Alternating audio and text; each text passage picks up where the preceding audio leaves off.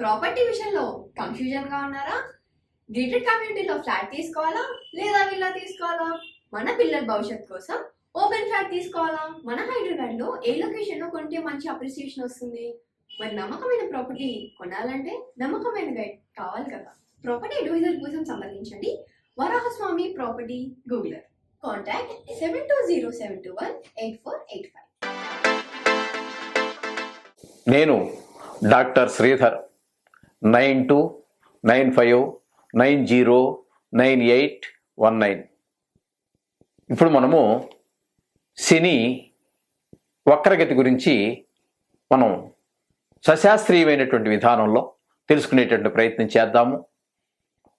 శని కుంభరాశి నుండి మకర రాశికి అంటే వెనక రాశిలోనికి ద్వారా వ్యవహారం నడిపిస్తున్నారు. కానీ మీకు దాని గురించి మళ్ళీ వెనక మకర రాశిలోకి వచ్చారని మీరు భ్రమపడాల్సిన పని లేదండి.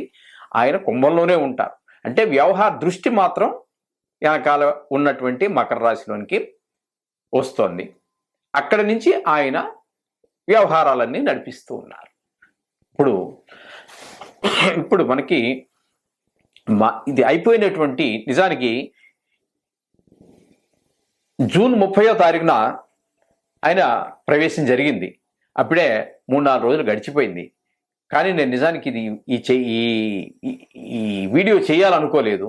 కానీ చాలామంది మా అనుయాయులు ఉంటారు కదా, చాలామంది యూట్యూబ్లో చూశామండి, ఇది చూశాము, వారు ఒక రకంగా చెప్పారు, వీరు ఒక రకంగా చెప్పారు, ఇదంతా చాలా కన్ఫ్యూజ్గా ఉందండి. అది కాదు, మాకు మీ మీద నమ్మకం కాబట్టి మీరు చెప్పినట్టయితే మాకు నమ్మకం కాబట్టి మీరు చెప్తే బాగుంటుంది అని చెప్పేసి వందల సంఖ్యలో పైనే వచ్చినాయి నాకు ఫోన్లు. అందుచేత నా స్టైల్లో నా పరిజ్ఞానం సహకరించిన మేరకు చెప్పడం కోసం వీడియో చేస్తున్నాను. అయితే ఇక్కడ 30వ తారీఖున జూన్ 30 నుండి ప్రారంభం చేశారు వక్రంలోకి, అంటే మకరంలో నుంచి చేయడం ప్రారంభం చేశారు. ఆయన June, July, August, September, October, November నెలలో 15వ తారీఖు వరకు మకరం నుండే అంటే వక్రగతిలో నుండి ఆయన వ్యవహారం అంతా నడిపిస్తూ ఉంటారు. తద్వారా అసలు ఈ వక్రం అంటే ఏమిటి అనేటువంటి మనం తీసుకున్నట్టయితే ఏ గ్రహము కూడా వక్రంగా నడవదండి, అన్ని సక్రంగానే నడుస్తాయి. అంటే వాటికి ఉన్నటువంటి పరిధి కక్ష్య ఏదైతే ఉందో ఆ కక్ష్యలో అన్ని 5 గ్రహాలకు మాత్రమే వక్రగతి ఉంటుంది. అవి ఈ కుజ, బుధ, గురు, శుక్ర, శని 5 గ్రహాలకే. రాహుకేతువులు ఛాయాగ్రహాలు. ఇక సూర్యచంద్రులు అయినట్టయితే అవి మండల గ్రహాలు అంటారు. అందుచేత సూర్యుడికి చంద్రుడికి వక్రగతి ఉండదు. రాహుకేతువులు ఛాయాగ్రహాలు కాబట్టి వాటికి వక్రగతి ఉండదు. ఉన్నటువంటివన్నీ కూడా ఈ తారాగ్రహాలకు మాత్రమే, అంటే తారాగ్రహాలు చెప్పుకున్నాం కదండి. ఇప్పుడు కుజ, బుధ, గురు, శుక్ర, శని ఈ 5 గ్రహాలకు మాత్రమే వక్రగతి ఉంటుంది. అయితే వీటి యొక్క కక్ష్య అంటే ఓర్బిట్, మనం ఇంగ్లీష్లో చెప్పుకోవాలంటే ఓర్బిట్ అంటాము. దీని కక్ష్యలో పరిభ్రమించేటప్పుడు అది ఏమవుతుందంటే వేరు సైజుల్లో ఉంటాయి. అది అంచేత ఈ చిన్న ఓర్బిట్లో చిన్న కక్ష్యలో తిరిగేటటువంటిది చాలా స్పీడ్గా తిరుగుతుంటుంది. పెద్దది చాలా ఎక్కువ కక్ష్యలో తిరిగేటటువంటిది ఇది చిన్నది కాబట్టి ఇక్కడికి వెళ్ళిపోయింది, ఇది మిల్లిగా ఇక్కడికి వచ్చినప్పుడు ఇది వెనకబడినట్టు ఉంటుంది. ఆ విధంగా మనకు కనిపిస్తూ ఉంటుంది. మీకు ఇంకా ఉదాహరణకు చెప్పాలి అంటే మనం చిన్నప్పుడు ట్రైనో బస్సో ఎక్కడ ఎక్కి ఏదో ఊరు వెళ్ళడానికి ప్రయత్నం చేస్తుంటాము. ఆ సందర్భంలో మనం కిటికీ పక్కన కూర్చునేవాళ్ళం. కిటికీ పక్కన కూర్చుని కిటికీలోంచి బయటికి చూసేవాళ్ళం.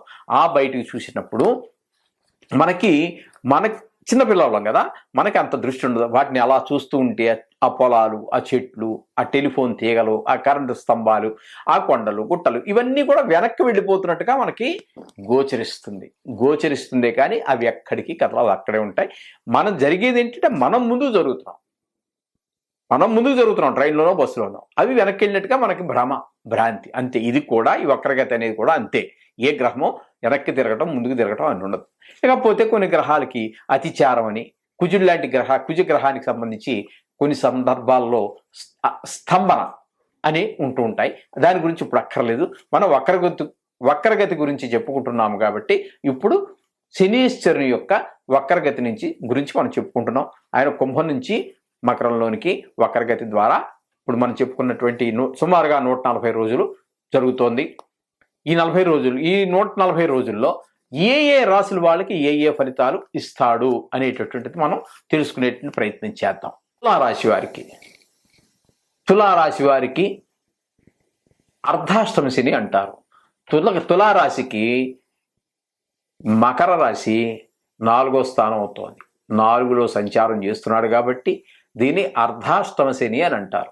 అర్ధాష్టమ శని అంటే దీన్ని కంటక శని అంటారు. ఇది కంటకం అంటే ముల్లులా గుచ్చుకుంటుంది. ఈ 140 ఇది 139 రోజులు మాత్రమే దీని ఫలితాలు. ఇది మొత్తం అంతా కాదు. మళ్ళీ కుంభంలో పంచంలోకి వెళ్తుంది. అప్పుడు కూడా శుభం జరుగుతా అది వేరే విషయం. ఇప్పుడు చెప్పుకుంటున్నది వక్రగతిలో మకరం గురించి చెప్పుకుంటున్నాం కాబట్టి వీరికి, ఈ తులారాశి వారికి అర్ధాష్టమ శని జరుగుతోంది. అర్ధాష్టమ శని గురించి శాస్త్రకారులు ఏం చెప్పారు అనేటటువంటిది మనం చూసుకుందాం. ఒకసారి చూసుకుని సశాస్త్రీయంగానే మనం చెప్పుకుందాం. వాతశూలం మనః క్లేశం స్వస్థాన హానికృతు ప్రసూతి దేహ పీడాచ సూర్యపుత్రస్య చతుర్దగ 4వ స్థానంలో చతుర్థంలో గనక ఉన్నట్టయితే, సంచారం చేస్తున్నట్టయితే అక్కడ ఏ విధమైనటువంటి ఫలితాలు ఇస్తాడు అనేటువంటిది ఈ శ్లోకంలో చెప్పుకోవడం జరిగింది. దాని భావాన్ని ఒకసారి మనం చెప్పుకుందాం.